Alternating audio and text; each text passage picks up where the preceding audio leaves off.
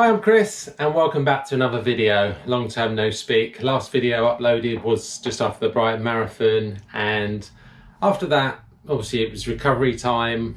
Didn't really have much to share with you, and today I just fancied testing myself over 5k because running the marathon made me realise that I'm not competitive at the longer distances and I don't really enjoy it. So I really want to concentrate on 5k and 10ks. And I was always planning to do a 5k time trial this week, but things don't always go to plan because on Monday I picked up a knee niggle, stupidly tried on an old pair of trainers and changed the inner soles, and next day my knee cap felt like it was kind of out of place and caused me to limp, but as the week went on it was fine. So didn't set my alarm this morning because I wasn't sure if I was going to do Parkrun, but happened to wake up at 7, looked at the forecast, sunny, 10 degrees, 5 mile an hour winds, so I thought, why not? Typically you get down there by the coast, clearly not 5 mile an hour, it's probably about 15 mile an hour, but the wind was behind you on the way back. If you don't know Littlehampton Parkrun, it's out back. Having the wind behind you makes a massive difference. I'll talk through that and then I'll tell you my training that I've done since Brighton Marathon and my plans going forward. So on the Parkrun, in the back of my mind I was thinking I'd like to run 18:30. Clearly not going to happen because I think my PB or my best time on that course was nearly a year ago, and that was 18:36. I've run an 18:47 probably a month and a half, probably 2 months ago now on that course. So today I went off. My friend Ben was down there, who normally runs about 18:47, but he did London Marathon last weekend, so I wasn't sure what he was going to do, but he went off a bit quick for me, so I let him go, and then just played it by ear. So the way I say the course goes out and then comes back out back, so it's about, I'd say probably a k and a quarter per straight. So the first k and a quarter was into the wind. If we just go through the paces, put it in kilometres for you, considering it is a kilometre, 5k race. First k, 3:44, just finding my pace, not going off too fast. And then after you turn around and come back a bit, obviously we've got the wind behind us then, and the next k was 3:48. Then going back again into the wind, 3:48, but I think some of that is onto the next k because that was a 3:53, because I did notice I had my watch set on overall time and I was on for 18:44, but by the time I'd done the stretch into the wind I was back down to 19:05. So coming back, slowly clawing my mate Ben back, and then obviously the final k run a 3:36. So I wasn't sure if he was slowing down waiting for me, because in the video you can see he's kind of begging me to catch up and give me some support, or I wasn't sure if he was slowing down. So I kind of caught him up, and as I kind of caught him up I was thinking, okay, I'm going to carry on going past him, but he kind of matched my pace and then ended up with, I'd like to think it was a sprint finish, but watching some of the footage back, I don't like him sprinting, but that's what it felt like.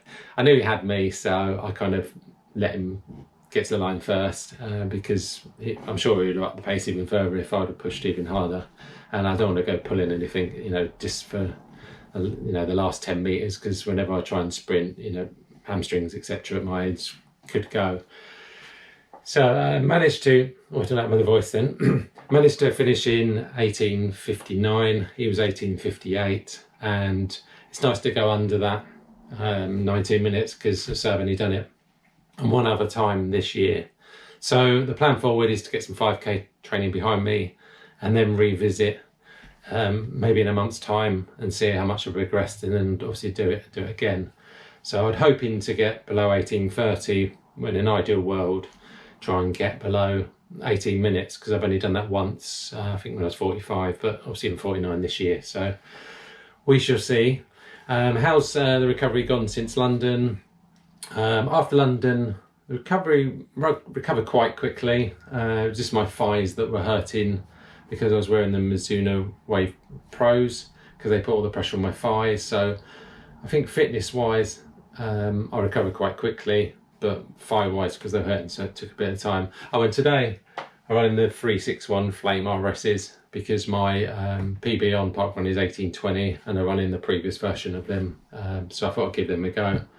These are a bit more cushioned, maybe a little bit less poppy than the first one, but still a fantastic shoe, especially for people who pronate, because the rubber's just a bit firmer than the likes of Zoom X. I don't know what's happened to my voice.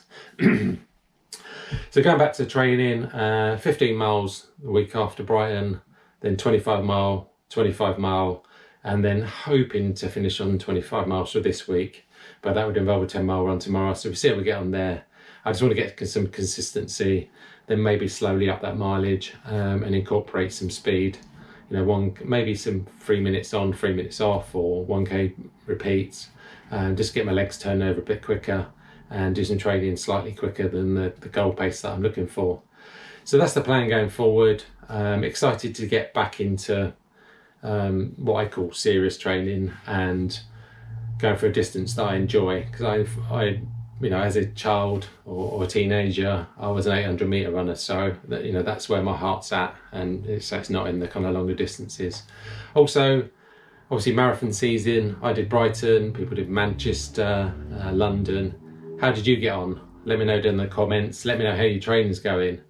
I also met someone at Parkrun, because I'm going to be honest with you, after Brighton, I was kind of umming whether I'm going to make the YouTube videos again. You know, I've got a full-time job now. That's obviously more important than making YouTube videos, and didn't think I had kind of too much to share. But then I met someone today, useless with names, so I'm going to have a quick look. I even looked before the video, but I always forget people's names. So he's got a YouTube channel. I will put a link down in the description and just below on the screen. He was going for a sub 16:30, I think, today. His name's Andrew Green. He's got a YouTube channel, and he's followed my channel, and he said, I'll watch your video. He's asked for a picture of me, and just moments like that kind of spark you and think, yeah, I'm going to carry on making YouTube videos, because obviously, you know, people out there watch it, and it's just nice for, you know, to people to chat to you and say they like your videos. So I'm going to continue, because it is, you know, say just a hobby, something I do for fun, and you know, I'm not going to do it if I don't enjoy it. So looking to share my journey. I say, let me know how your training's going, and I'm going to leave the video there. So anyway, onwards and upwards, and I'll speak to you soon. Cheers!